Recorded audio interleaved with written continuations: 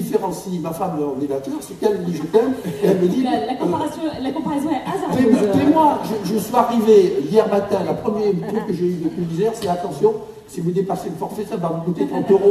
Pas comme on me dit bonjour. Chaque fois que je vois un Tunisien, il dit merci de venir nous voir, on est avec vous, on vous aime, revenez plus souvent. Et que me dit le télécom tunisien, payez-moi d'abord. Enfin, un peu d'humanité, Même si on a devenu, le futur est là. Je te laisse la parole, pour ne pas rester quand même le vieux con que je suis, pour montrer combien la publicité et la technologie peuvent faire des merveilles ensemble pour contribuer sur la santé. Notre agence australienne, qui est très, très créative, s'est aperçu qu'un des créatifs avait un père parkinsonien. Et en étudiant la maladie de son père, il s'est aperçu qu'il y avait la dopamine qui était comme à l'intérieur du corps, que la musique, dont la musique augmentait le taux. Il s'est dit, mais est-ce que si j'arrivais par la musique à augmenter le taux de dopamine de mon père, est-ce que je ne pourrais pas se mouvoir un peu mieux? Donc il est allé voir le médecin, il a fait toutes les études qu'il pouvait, etc.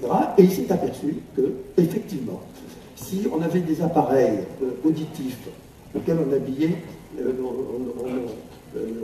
qu'on instrumentalisait spécialement pour les personnes, en sachant quelles étaient, selon leur niveau mental et psychologique, la musique qu'ils attendaient, la dopamine se déclenchait et il a fait remarcher son père. Donc c'est quand même incroyable que la publicité et la technologie réunies arrivent à faire des petits miracles comme ça.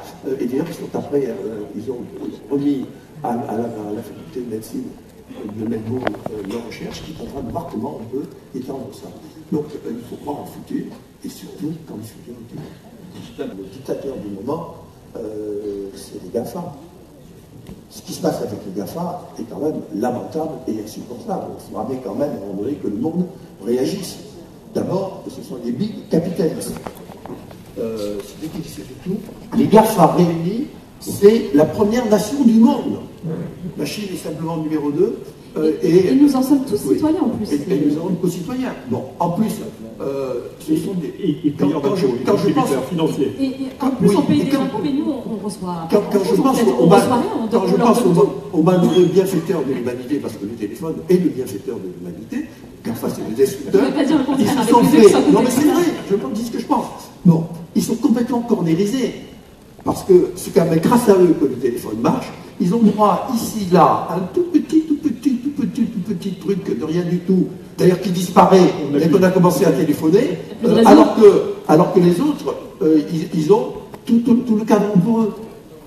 Ils sont complètement escroqués. Deuxièmement, ce sont des bidouilleurs. C'est lamentable ce qui s'est passé. On a pris toutes nos données les plus personnelles, les plus intimes. On a écouté des conversations téléphoniques, tout ça pour faire des datas, tout ça pour faire du pognon. Il faut que ce soit moralisé, il faut que je puisse donner mon avis. C'est pas possible qu'on plonge dans mon passé comme ça, qu'il soit dans les nuages et qu'il ne m'appartienne plus. Là-dessus, il faut vraiment se battre, et c'est aux États de se battre. Et je pense que justement, un pays comme la Tunisie, qui est tellement épris de liberté, c'est une loi qu'elle doit prendre, dire interdire. Ça commence à se faire un peu dans le monde, mais le numéro 1 là-dedans, en plus elle ferait que tous les journaux, interdire aux data d'utiliser les données personnelles sans qu'on puisse avoir l'accord de celui qui a donné ces données.